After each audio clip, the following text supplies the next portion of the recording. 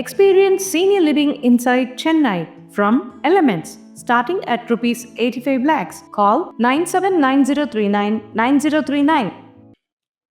சேலத்துக்குன்னு பல சிறப்பு இருக்குன்னு சொன்னாங்க. மாம்பழம், சேலம் உருக்காலை, இன்னும் நிறைய சொல்லிக்கிட்டே போலாம். ஆனா ஒரு வரலாற்று சிறப்பு இருக்கு. அது என்ன தெரியுமா? 1944ஆம் ஆண்டு நீதி கட்சியின் மாநாடு சேலத்தில் நடந்தது. அந்த மாநாட்டில் தான் பெரியார் தலைமையிலான நீதி கட்சி அதிகாரப்பூர்வமாக திராவிட கழகமாக உருப்பெற்றது. அது ஒரு முக்கிய மைல்கல். திராவிட இயக்க வரலாற்றில் அது ஒரு முக்கிய மைல்கல். நான் இப்பொழுது அழித்து சொல்கிறேன், இன்னும் 50 ஆண்டுகள் கழித்து தமிழக அரசியல் வரலாறு எழுதப்படும் பொழுது 2026இல் திமுக வீழ்த்தப்பட்டு நம் வெற்றி தலைவர் அவர்களின் தலைமையில் ஆட்சி அமையும். அதற்கு முக்கிய மைல்கல்லாக சேலத்தில் தமிழக வெற்றி கழகம் சார்பில் முதல் கொள்கை விளக்க பொதுக்கூட்டம் நடைபெற்றது என்ற சரித்திரம் எழுதப்படும்.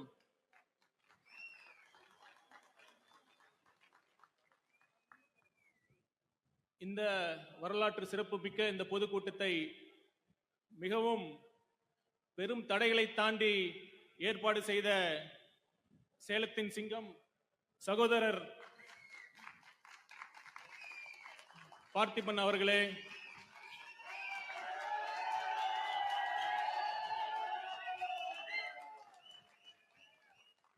நம் கழகத்தின் போர்வால் வெற்றி தலைவர் அவர்களின் வெற்றி தளபதி அண்ணன் ஆனந்த் அவர்களே,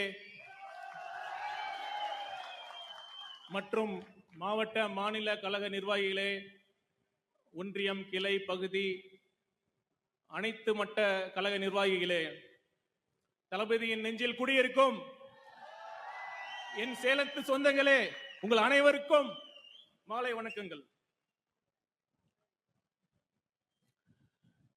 ஒரு விஷயம், சாதா திருடனுக்கும் அரசியல் திருடனுக்கும் ஒரு வித்தியாசம் இருக்கு தெரியுமா? சாதா திருடன் நம்ம பர்ஸ் அடிப்பாங்க, பணத்தை அடிப்பாங்க, செல்போன் அடிப்பாங்க. ஆனா அந்த அரசியல் திருடங்க நம்ம கல்வியை அழிப்பாங்க, நம்ம இயற்கை வளத்தை கொள்ளி அடிப்பாங்க, நம்ம எதிர்காலத்தையே திருடுவார்கள். இப்ப சொல்லுங்க, திமுக எந்த லிஸ்ட்ல சேர்த்தலாம்? கமல் சார் ஒரு படத்துல சொல்லுவார்ல, கடவுள் பாதி மிருகம் பாதி கலந்து செய்த கலவை. அது மாதிரி இந்த திமுக காரங்க சாதா திருடர்கள், அரசியல் திருடர்கள் கலந்து செய்த நவீன விஞ்ஞான திருடர்கள். அரசியல்னாலே சாக்கடை, அரசியல்னாலே ஊழல், அரசியல்னாலே கொள்ளை. அப்படி இருந்த சூழல்ல அரசியல் என் பொழுதுபோக்கு அல்ல, ஆழமான சமூக வேட்கை, அரசியல் ஒரு புனித சமூக பணி என்ற உன்னத நோக்கத்தோடு இந்த கழகத்தை உருவாக்கி நமக்கெல்லாம் வழி நடத்தி கொண்டிருக்கிறார் நம் வெற்றி தலைவர். தமிழக மக்கள் நல்லா புரிஞ்சுக்கணும், அவர் சம்பாதிக்க அரசியலுக்கு வரல, சம்பாதிச்சு முடிச்சுட்டு தான் அரசியலுக்கு வந்திருக்கார். அவரை சம்பாதிச்சுல உண்மையான பெரிய சொத்து எது தெரியுமா? நீங்க தான். இந்த அன்பு தான். இந்த கூட்டம் போதுமா? இன்னும் கொஞ்சம் வேணுமா? இது சும்மா டீச்சர் தான். இன்னும் தரமான சம்பவம் மதுரையில் இருக்கு, வெயிட் பண்ணுங்க. கொஞ்சம் சீரியஸா பேசுவோம். நான் மீண்டும் மீண்டும் ஒரு உண்மையை பதிவு செய்ய கடமைப்பட்டிருக்கிறேன். இன்று தமிழக வெற்றி கழகம் பெரும்பான்மையான தமிழக மக்களின் பேராதரவையும் அன்பையும் பெற்று ஒரு முதன்மை அரசியல் சக்தியாக வளர்ந்து இருக்கிறது என்றால் அதற்கு முக்கியமாக 2 காரணங்கள். ஒன்று, நம் வெற்றி தலைவரின் ஒப்பற்ற தனிப்பெரும் ஆளுமை. 2, நம் ஆழமான கொள்கை அடித்தளம். இது மட்டும்தான். 2மே நமக்கு 2 கண்கள். ஊழல் ஒழிப்பு, ஊழல் எதிர்ப்பு அவசியம்தான். ஆனா அதற்கு பிறகு நாம் என்ன செய்ய போகிறோம், நாம் எந்த வழியில் செல்ல போகிறோம், இதற்கு நமக்கு வழிகாட்டியாகவும் திசை காட்டியாகவும் கலங்கரை விளக்கமாகவும் இருப்பதுதான் நம் கொள்கைகள். நம் தலைவர் அவர்களின் விருப்பத்தை நான் சொல்கிறேன். தமிழக வெற்றி கழகத்தின் தொண்டர்களாகிய நீங்கள் வெறும் ரசிகர்கள் அல்ல, ஆழமான கொள்கை பிடிப்புள்ள சமூக செயற்பாட்டாளர்கள் என்று இந்த உலகம் சொல்ல வேண்டும். அதுதான் நம் வெற்றி முழுமை அடைய செய்யும். சரி, நம்ம இந்த கொள்கை விளக்க பொதுக்கூட்டத்தில் நம் கொள்கையை பற்றி எனக்கு முன்னால் நிறைய பேர் பேசினார்கள். நான் ரொம்ப சிம்பிளா சொல்றேன். நம்ம கொள்கை செக்குலர் சோசியல் ஜஸ்டிஸ், மத சார்பற்ற சமூக நீதி. மத சார்பின்மை ஏன் அவசியம்? மத சார்பின்மை ஏன் இந்த நாட்டுக்கு, இந்த நம்ம இந்திய திருநாட்டின் உயிர் நாடி? மக்கள் நல்லா புரிஞ்சுக்கணும். ஒவ்வொரு தனி மனிதனுக்கும் அவர்களுடைய மத நம்பிக்கை, அவர்களுடைய தனிப்பட்ட விருப்பம், தனிப்பட்ட உரிமை. நமது இந்திய அரசியலமைப்பு சாசனம் இதை நமது ஃபண்டமெண்டல் ரைட்ஸ், அதாவது நம்ம அடிப்படை உரிமையாக நமக்கு வழங்கி இருக்கிறது. எனக்கும் கடவுள் பக்தி இருக்கு, நானும் கோயிலுக்கு போவேன், நானும் சாமி கும்பிடுவேன், எங்க வீட்லயும் பூஜை இருக்கு. ஆனா நான் வீட்டுக்கு வெளியில வந்துட்டுனா என் அடையாளம் வந்து நான் ஒரு தமிழன், நான் ஒரு இந்தியன், அவ்வளவுதான். இந்த மக்களை பிரிக்கும் இந்த பிளவுவாத மதவாத சக்திகள் நல்லா புரிஞ்சுக்கணும். அது சிறுபான்மையினருக்கு மட்டும் அச்சுறுத்தல் கிடையாது, ஒட்டுமொத்த இந்தியாவுக்குமே பெரிய அச்சுறுத்தல். இதுக்கு எடுத்துக்காட்டு நம்ம வெளியில எங்கேயும் போக தேவையில்லை. ரீசெண்டா அந்த மணிப்பூரை பாருங்க, இன்னும் பத்தி எரியுது. இந்த பிளவுவாத மதவாத அரசியல் இந்த நம்ம கொஞ்சம் கண்ட்ரோல் பண்ணலன்னா, ஒரு லிமிட்டுக்கு மேல போச்சுன்னா நாம நினைச்சாலும் அதை கண்ட்ரோல் பண்ண முடியாது. அதனால அந்த பிளவுவாத மதவாத சக்தியை வந்து முளையிலே கிள்ளி எறிய வேண்டும். பெரியார் மண்ணான இந்த மண் கண்டிப்பாக பாஜக RSS சித்தாந்தத்தை வேரூன்ற விடாது, வேரூன்ற விடாது என்று உறுதியாக சொல்கிறோம். அடுத்து சமூக நீதி. சமூக நீதினா சிம்பிளா என்ன? எல்லோருக்கும் சம உரிமை, சம வாய்ப்பு. இப்ப இந்த திராவிட மாடல் அரசு சமூக நீதி அரசுன்னு சொல்றாங்க. இங்க உண்மையிலே சமூக நீதி இருக்கா? சமூக நீதியின் முக்கிய அம்சம் சம வாய்ப்பு. நீங்க சொல்லுங்க, இங்க எல்லாருக்கும் சம வாய்ப்பு இருக்கா? ஒரு அரசு பள்ளியிலும் தனியார் கார்ப்பரேட் பள்ளியிலும் கல்வியின் தரம் ஒரே மாதிரிதான் இருக்கா?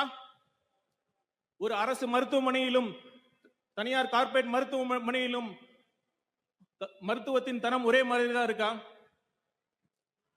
முன்னாள் பிரதமர் மன்மோகன் சிங் அவர்கள் உடம்பு சரியில்லாத பொழுது டெல்லியில எய்ம்ஸ் மருத்துவமனைக்கு தான் போனார். அதுவும் சின்ன பிரச்சனைலாம் இல்லை, ரொம்ப சிக்கலான இருதயம் ஆஞ்சியோபிளாஸ்டிஸ் பைபாஸ் சர்ஜரி சொல்றாங்கல்ல, அந்த சர்ஜரிக்கே எய்ம்ஸ் மருத்துவமனைக்கு தான் போனாங்க. இப்ப இருக்கிற திமுக அமைச்சர்கள்லாம் சின்ன தலைவலினால எங்க போறாங்க? உங்களுக்கே அரசு மருத்துவமனை மீதும் அரசு மருத்துவர்கள் மீது நம்பிக்கை இல்லைன்னா சாதாரண மக்களுக்கு எப்படி நம்பிக்கை வரும்? இதுதான் உங்க சமூக நீதியா? இப்ப என்ன சொல்ல வரீங்க? ஏழை எளியோர்களுக்கும் கேட்கறதுக்கு ஆளே இல்லாதவங்களுக்கு மட்டும்தான் அரசு பள்ளியும் அரசு மருத்துவமனையுமா? இதுதான் உங்க சமூக நீதியா? சமூக நீதியை பத்தி பேசுறதுக்கு திமுக காரங்களுக்கு அருகதையே கிடையாது. அடுத்து இன்னொரு விஷயத்தை பத்தி நாங்க பேசுறேன், நேரம் கருதி. இப்ப சமீபத்துல திமுக அரசு, தமிழக அரசு வந்து 4 மூத்த IAS அதிகாரிகளை அரசின் செய்தி தொடர்பாளர்களாக அறிவித்திருக்கிறார்கள். இதுவரைக்கும் இந்த மாதிரி ஒரு அறிவிப்பு வந்ததே இல்லை. IAS, IPS, IRS, IFS போன்ற குடிமை பணி அலுவலர்களுக்கு 2 அம்சம் ரொம்ப ரொம்ப முக்கியம். ஒன்று அனானிமிட்டி, இன்னொன்று நியூட்ரலிட்டி, அதாவது நடுநிலைமையா இருக்கணும். அடுத்து மக்களால் தேர்ந்தெடுக்கப்பட்ட ஆட்சியாளர்கள் பின்னால் இருந்து இயக்க வேண்டும். அவர்கள் அரசின் முகமாக இருக்கக்கூடாது. இந்த அரசு ஒரு வெத்து விளம்பர மாடல் அரசு. இதுல என்ன வருத்தத்தக்க விஷயம் என்னன்னா, அந்த விளம்பரத்துக்கு மூத்த IAS அதிகாரிகளையும் பயன்படுத்துகிறார்கள். தமிழக அரசு வெற்று விளம்பர மாடல் அரசு வேணா அதை பண்ணிருக்கலாம். ஆனா அந்த 4 IAS அதிகாரிகள் இதற்கு ஒற்றுக்கொண்டிருக்க கூடாது. தமிழக அரசு இந்த அறிவிப்பை உடனடியாக திரும்பி பெற வேண்டும் என்று நான் கேட்டுக்கொள்கிறேன். இறுதியாக ஒன்றை கூறிக்கொண்டு நான் அமர்கின்றேன். நல்ல தலைவர்களை நாம் தேர்ந்தெடுக்காவிட்டால் மோசமான தலைவர்கள் நம்மை ஆளக்கூடும். அதுதான் நடந்துகிட்டு கொண்டு இருக்கிறது. நன்றாக புரிந்து கொள்ளுங்கள். வரலாறு எப்பொழுதும் நமக்கு வாய்ப்பை தருவார். நூற்றாண்டுக்கு ஒரு முறை ஒரு வாய்ப்பு வரும். அந்த மாதிரி ஒரு வாய்ப்பு 2026 வரப்போகிறது. மக்களே, 1000 2000 ரூபாய்க்கு ஆசைப்பட்டு நம்ம எதிர்காலத்தை தொலைத்து விடாதீர்கள். நம்ம குழந்தைகளின் எதிர்காலத்தை நம்ம இழக்கக்கூடாது. நான் பிறந்த மண்ணான சேலத்தில் இருந்து சவால் விடுகிறேன். கண்டிப்பாக 2026 நமது தமிழக வெற்றி கழகம் திமுக என்ற தீய சக்தியை வீழ்த்தி நமது வெற்றி தலைவர் முதலமைச்சராக பதவி ஏற்பார் என்று கூறி வாய்ப்புக்கு நன்றி கூறி விடைபெறுகிறேன். நன்றி, வணக்கம்.